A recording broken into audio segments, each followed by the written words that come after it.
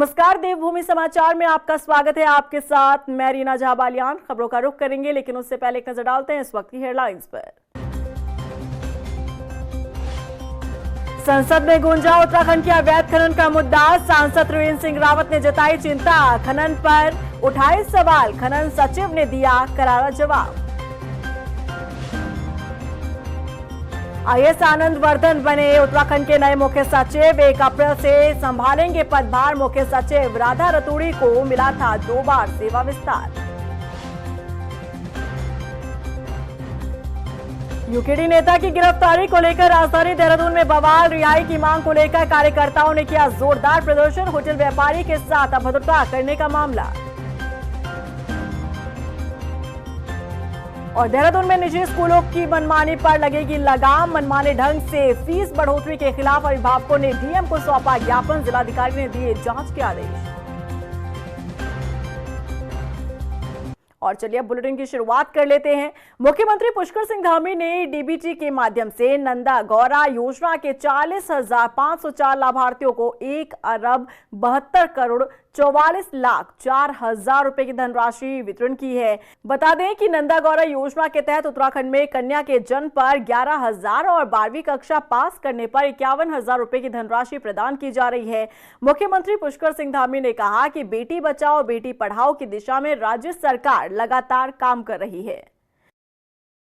मुख्यमंत्री पुष्कर सिंह धामी ने मुख्य सेवक सदन में जल संरक्षण अभियान 2025 के तहत आयोजित 1 दिवसीय कार्यशाला में हिस्सा लिया।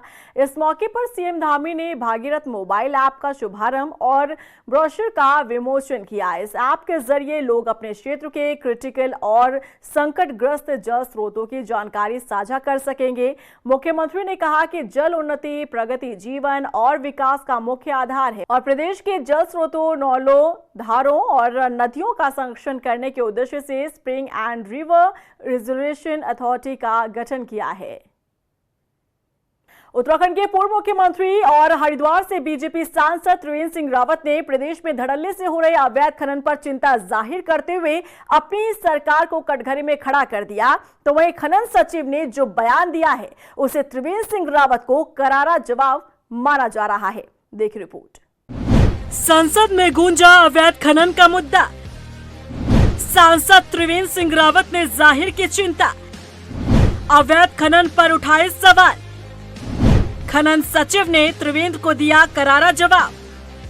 उत्तराखंड के पूर्व मुख्यमंत्री और हरिद्वार से मौजूदा सांसद त्रिवेंद्र सिंह रावत ने संसद के भीतर अवैध खनन का मामला उठाया।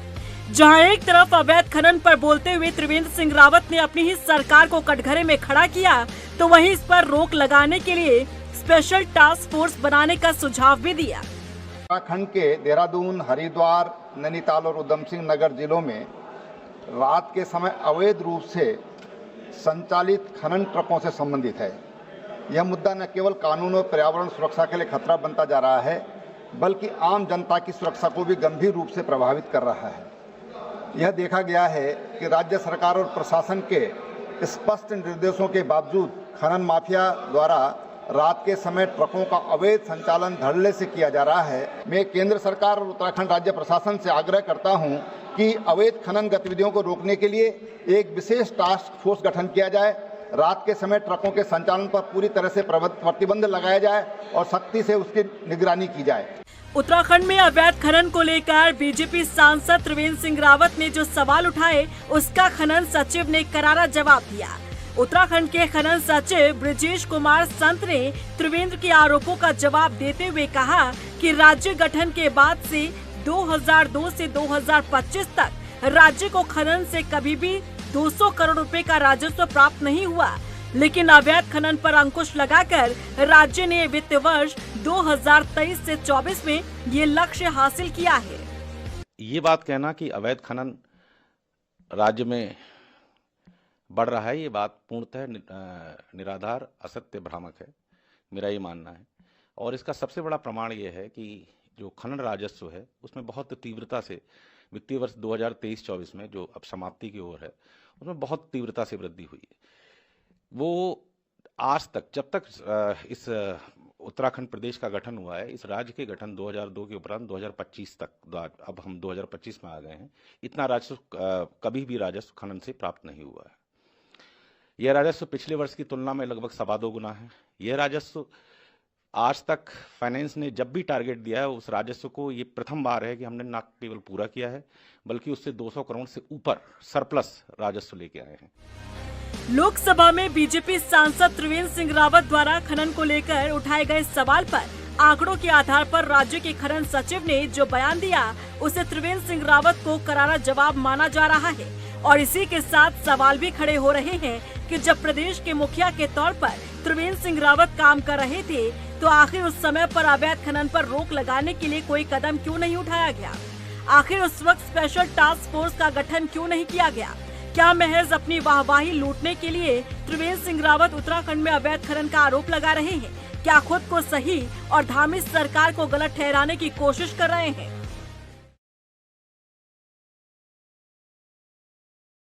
वही त्रिवेंद्र सिंह रावत द्वारा संसद में उठाए गए अवैध खनन के मुद्दे का कांग्रेस ने समर्थन किया है। कांग्रेस के प्रदेश उपाध्यक्ष सूर्यकांत धस्माना ने कहा कि त्रिवेंद्र सिंह रावत ने दूसरी बार लोकसभा में अपनी सरकार के ऊपर अवैध खनन का आरोप लगाया है। वहीं उन्होंने कहा कि त्रिवेंद्र सिंह रावत ने उन सभी बातों पर मुहर लगाई है जिन बातों को कांग्रेस पिछले 8 सालों से कहती आ रही है। इसके साथ ही उन्होंने सरकार से खनन को लेकर ब्यौरा पेश करने की मांग की।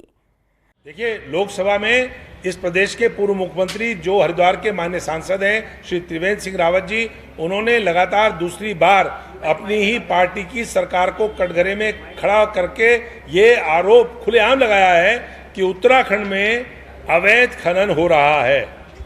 उन्होंने ये आरोप लगाया है कि राज्य में सरकार के संरक्षण में अवैध खनन हो रहा है।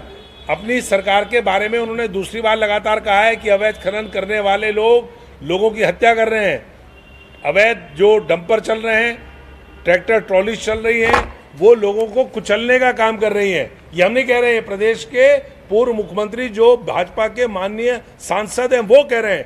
कांग्रेस के सारे आरोपों पर उन्होंने मोहर लगाई है। उत्तराखंड का नया मुख्य सचिव कौन होगा, इसका ऐलान कर दिया गया है। राधा रतूड़ी के बाद ये जिम्मेदारी IAS आनंद वर्धन संभालने वाले हैं। 1 अप्रैल को वो पदभार संभालेंगे। उत्तराखंड के मुख्य सचिव राधा रतूड़ी के बाद अब ये जिम्मेदारी IAS अधिकारी आनंद वर्धन संभालने वाले हैं। उत्तराखंड के नए मुख्य सचिव आनंद वर्धन 1 अप्रैल को पदभार ग्रहण करेंगे। IAS आनंद वर्धन को मुख्य सचिव नियुक्त किए जाने का आदेश कार्मिक विभाग ने जारी किया है। मुख्य सचिव राधा रतूड़ी का सेवा विस्तार 31 मार्च को पूरा हो रहा है। उनकी जगह आनंद वर्धन प्रदेश के नए मुख्य सचिव का पद संभालेंगे। वरिष्ठता में सबसे ऊपर होने के कारण आनंद वर्धन को जिम्मेदारी मिली। 1992 बैच के IAS अधिकारी आनंद वर्धन मुख्य सचिव की रेस में सबसे आगे थे। आनंद वर्धन साल 2027 में रिटायर हो जाएंगे। अब तक आनंद वर्धन अपर मुख्य सचिव की जिम्मेदारी निभा रहे थे। बता दें कि आनंद वर्धन का नाम केंद्रीय प्रतिनियुक्ति के लिए भी लिस्टेड था, लेकिन उन्होंने उत्तराखंड में रहकर अपनी सेवाएं देने की इच्छा जताई थी। आनंद वर्धन के बाद 2 वरिष्ठ IAS अधिकारी हैं, लेकिन उनके मुख्य सचिव पद के लिए निर्धारित सेवा अवधि अभी पूरी नहीं हो पाई है। इनमें 1997 बैच के IAS प्रमुख सचिव RK सुधांशु और 1997 बैच के ही प्रमुख सचिव L फैनई हैं। मौजूदा समय में उत्तराखंड की नौकरशाही में आनंद वर्धन सबसे वरिष्ठ IAS अधिकारियों में हैं, इसीलिए उनको मुख्य सचिव बनाया गया है।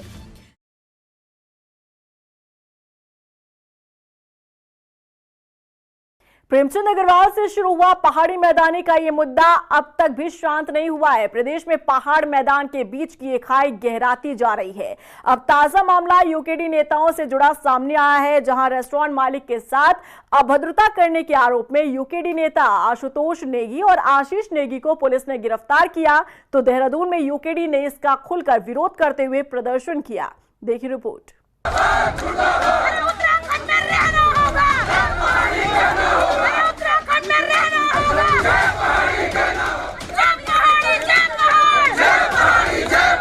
हम यहाँ के मूल निवासी हैं, ये हमारा प्रदेश है, कोई कुछ भी बोले ये हमारा प्रदेश है। ये नजारा है उत्तराखंड की राजधानी देहरादून का, जहां उत्तराखंड में एक बार फिर पहाड़ी मैदानी का मुद्दा सुलगने लगा है, जिससे शहर का माहौल और आबो हवा बिगड़ती जा रही है। पहले मंत्री प्रेमचंद अग्रवाल और अब होटल व्यवसायी को धमकाने के बाद जेल गए उत्तराखंड क्रांति दल के 2 नेताओं की रिहाई की मांग का मामला तूल पकड़ता जा रहा है। जहां एक तरफ व्यापारी संघ व्यापारियों के साथ हो रही घटनाओं को लेकर एकजुट होकर पुलिस प्रशासन से मिलकर सुरक्षा की मांग कर रहे हैं, तो वहीं यूकेडी ने देहरादून में एसएसपी कार्यालय में विरोध प्रदर्शन करते हुए उत्तराखंड पुलिस के खिलाफ जमकर नारेबाजी की।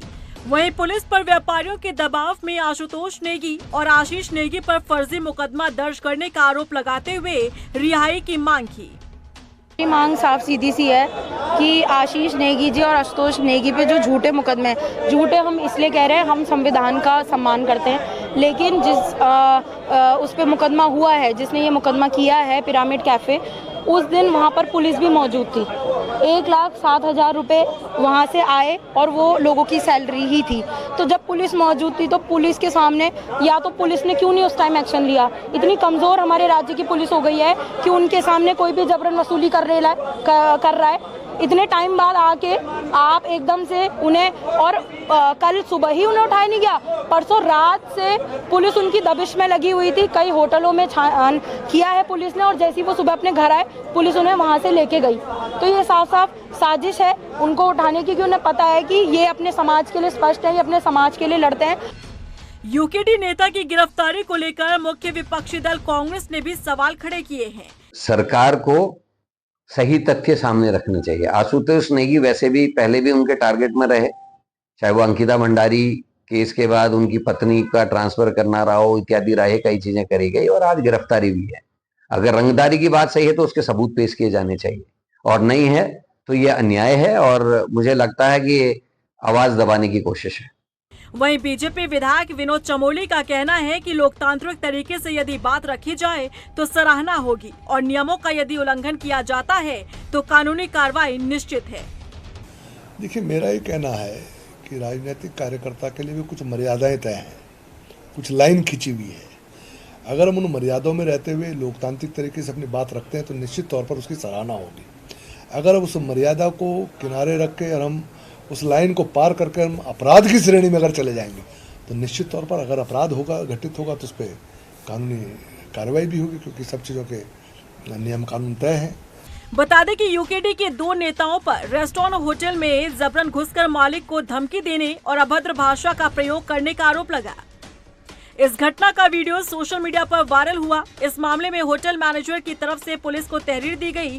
तहरीर के आधार पर पुलिस ने मुकदमा दर्ज किया और दोनों नेताओं आशुतोष नेगी और आशीष नेगी को गिरफ्तार किया गया, जिसके विरोध में यूकेडी ने प्रदर्शन किया। दरअसल प्रेमचंद अग्रवाल के मंत्री पद से इस्तीफे के बाद लगने लगा था कि पहाड़ी मैदानी का ये मामला यहीं शांत हो जाएगा, लेकिन दिन पर दिन बढ़ती गतिविधियों को देखकर तो फिलहाल ऐसा लगता नहीं, क्योंकि हाल के दिनों में प्रदेश में पहाड़ मैदान के बीच की ये खाई और गहराती जा रही है।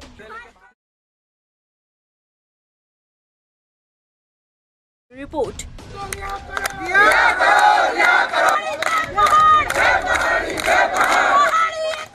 उत्तराखंड में 30 अप्रैल से शुरू होने जा रही चारधाम यात्रा को लेकर शासन प्रशासन तैयारियों में जुटा है। यातायात निदेशालय ने चारधाम यात्रा रूट के अलग अलग जिलों से मेन पावर की डिमांड की है। उत्तराखंड यातायात निदेशक ने कहा कि क्रेन्स, मोटरसाइकिल, दस्ते, इक्विपमेंट्स और मैन पावर की कमी को इस साल पूरा किया जाएगा। जो चारधाम यात्रा में जो यातायात पॉइंट ऑफ व्यू से सुचारू यातायात के लिए जो जिले हमारे इक्विपमेंट्स, मैन पावर वगैरह, जिसमें क्रेन्स वगैरह है, मैन पावर है, मोटरसाइकिल के दस्ते वगैरह होते हैं, जो डिमांड जिलों से आएगा तो हम अन्य जो जनपद है जहाँ पर चारधाम यात्रा विशेषकर जो कुमाऊं वगैरह है, तो उसको हम जो जनपदी पुलिस के जो अधिकारी है, एसएसपी, एसपी, उनसे और रेंज से समन्वय करके उनको अभी हमने उसकी डिमांड मांग ली है। तो अभी हमारे पास करीब 20-25 दिन का समय अभी है, मतलब यदि कम से कम तो हम लोग उसको कर लेंगे इसको। देहरादून में निजी स्कूलों की मनमानी के खिलाफ अभिभावकों में नाराजगी साफ देखी जा रही है। कई निजी स्कूलों की फीस बढ़ाने से अभिभावक गुस्से में हैं।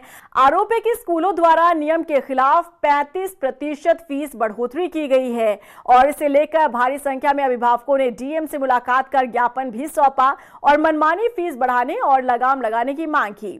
वहीं डीएम ने कमेटी गठित कर जाँच के आदेश दिए हैं। इस 18 साल हो गए हैं लेकिन कभी भी हमें ऐसी कोई प्रॉब्लम नहीं आई है। जब से नया मैनेजमेंट आया है तब से मतलब कोई ना कोई प्रॉब्लम, सारे सीनियर टीचर यहाँ से छोड़ के चले गए हैं, सारे सीनियर टीचर। बच्चा मतलब फिजिक्स का पेपर है, फिजिक्स की टीचर नहीं है, तो बताओ हम बच्चों को आपके कैसे पढ़ेंगे।